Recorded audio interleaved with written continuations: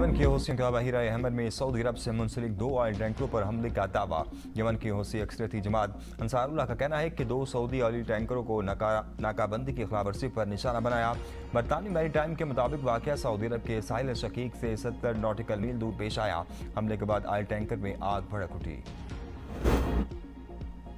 America के Iran पर हमले थम न सके, मशरिक वस्ता में कसीदगी बरकरार। अमेरिका के मुसलसल बार में रोज भी ईरान पर बमबारी। जनूबी ईरान में जोरदार धमाकों की आवाज़ें। मोशर अमेरिकी फ़िज़ाई हमलों से लरज़ उठा। अमेरिकी हुकाम का अहम ईरानी तंसीबात को तबाह करने का दावा।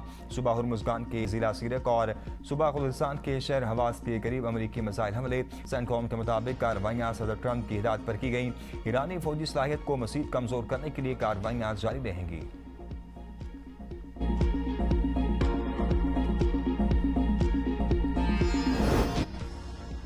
ईरान शदीद दबाव में है, मादे के लिए भीख मांग रहा है। अमेरिकी सदर डोनाल्ड ट्रंप का जॉर्जिया में तकरीब से खिताब। कहते हैं, मेरी राय में ईरानी अभी मुआहदे के लिए तैयार नहीं। वो जब भी मुआहदा करते हैं इसमें तब्दीलियों की बात करते हैं और हर बार मुआहदे की शराइत बदलने की कोशिश करते हैं, इसलिए वो अभी तैयार नहीं हैं। सदर ट्रंप की आबदा हुर्मुज़ में जहाज़ों पर हमलों के खिलाफ ईरान को सख्त फौजी कार्रवाई की भी धमकी। कहा, ईरान के हर हमले के जवाब में एक पुल या बिजली घर को तबाह कर दिया जाएगा।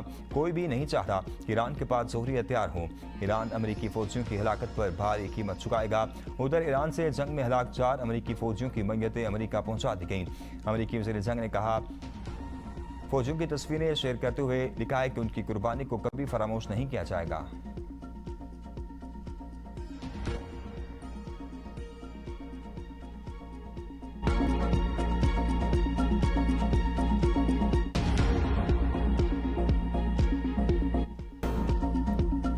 पेट्रोल पंप मालकान की हड़ताल मौखर। अली परवेज का पेट्रोलियम डीलर्स के मार्जिन का मसला काबीना में उठाने का ऐलान।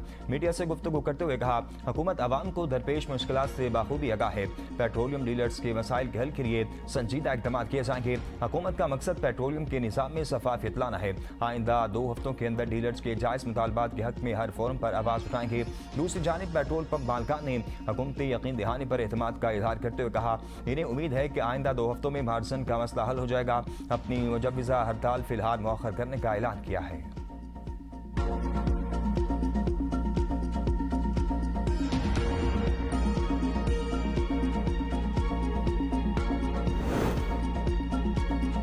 पाकिस्तानी जहाज़ों या मफादात को नुकसान पहुंचा तो ताकत से जवाब देंगे। पाकिस्तान की हौसियों को वार्निंग। दफ्तर खारजा ने हौसियों की सऊदी अरब की नाकाबंदी की धमकियों की मुसम्मत की। तर्जुमान का कहना है कि पाकिस्तानी परचम बरदार जहाज़ों या पाकिस्तानी बहरी मफादात के खिलाफ किसी भी जारहाना इकदाम को कौमी सलामती के लिए संगीन खतरा तस्वुर किया जाएगा।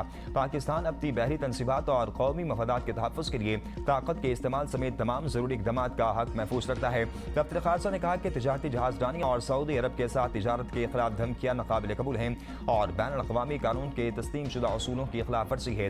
पाकिस्तान सऊदी अरब की सलामती, खुद मुख्तारी और इलाकाई सालमियत के लिए अपनी गैर मुतसलसल हिमायत का अदा करता है। पाकिस्तान ने तमाम फरीकैन से मुतालबा किया कि वो बैन अक़वामी कानून का एहतराम करें और बैन अक़वामी बहरी जहाज़रानी के तहफ़्फ़ुज़ और सलामती को यकीनी बनाएं।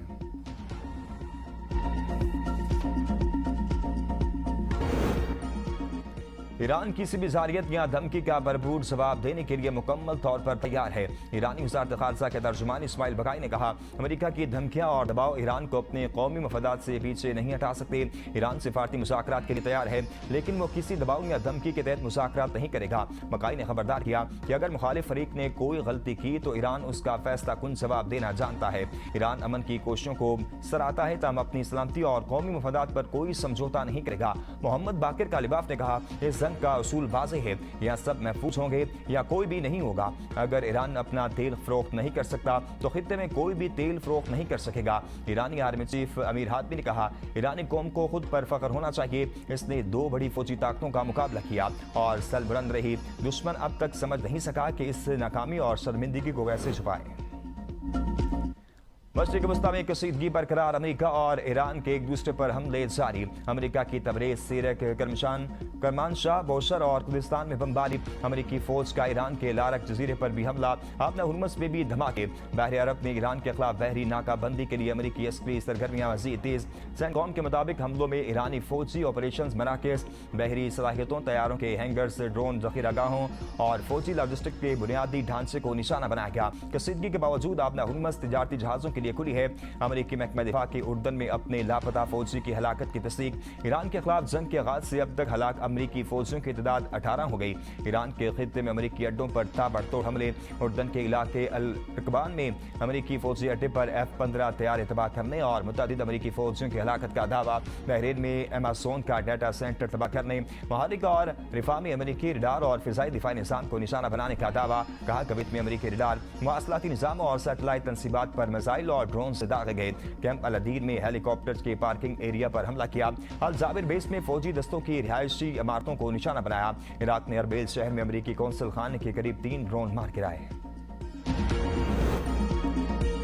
सदर ट्रंप ने सऊदी अरब के साथ सिविल जोहरी प्रोग्राम के मुआहदे की मंजूरी दे दी। अमेरिकी अखबार वॉल स्ट्रीट जर्नल की रिपोर्ट के मुताबिक मुआहदे के तहत सऊदी अरब को तवानाई के शोबे में जोहरी टेक्नोलॉजी तक रसाई हासिल होगी। मुआहदे की मियाद 30 साल और मालियत कई अरब डॉलर होने का तखमीना है। सऊदी अरब अपने मुल्क में यूरेनियम अफजुदा भी कर सकेगा।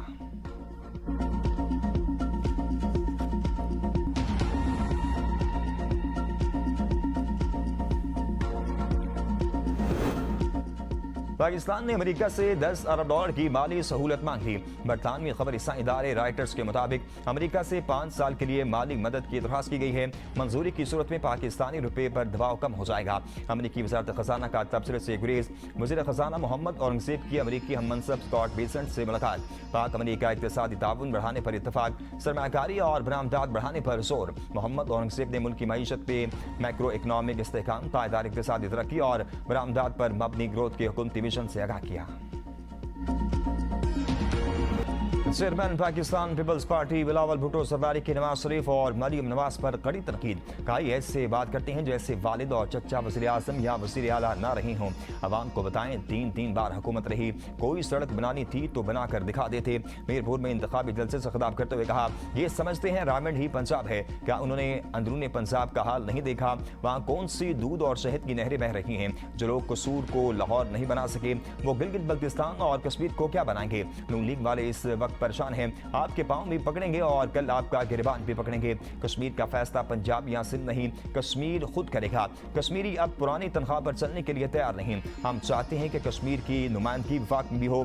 कश्मीर बारे विफाकी वजीर के बारे की तरदीद न करने से लगता है ये नून लीग की बाकायदा पॉलिसी है। कल मुजफ्फराबाद में नवाज शरीफ मरियम नवाज ने इस बारे में एक लफ्ज तक नहीं कहा। विफाकी वजीर अपने मुतनाज़ बयान पर माफी मांगे या ओहदा छोड़ दें। गिलगित की तरह आजाद कश्मीर में भी शेर पर तीर बरसाएंगे।